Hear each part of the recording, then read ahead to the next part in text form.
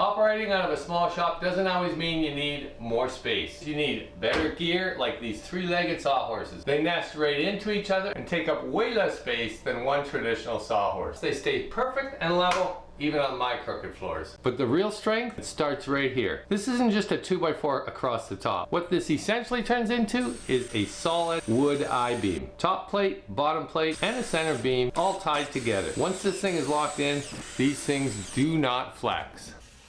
Once everything is cut, you'll end up with 7 pieces. Some are straight cuts, a few are 15-degree angle cuts, and a couple need a bit more precision. Let me show you how simple they go together. Once your top I-beam is assembled, you can move on to the back legs.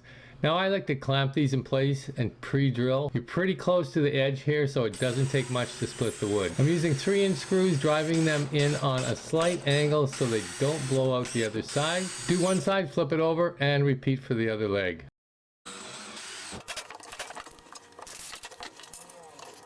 Then flip the whole sawhorse upside down and attach the front stabilizer leg. Same idea here, pre-drill, add some glue, 2.5-inch screws, and you're locked in tight.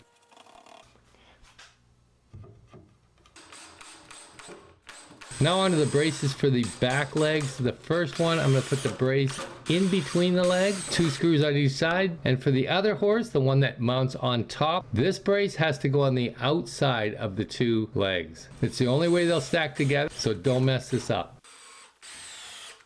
These have been a solid upgrade in my shop ever since I built them, and they just work. I've got plans available if you want to make a set for yourself. Links in the description. And if you haven't subscribed yet, now's a good time. See you on the next one.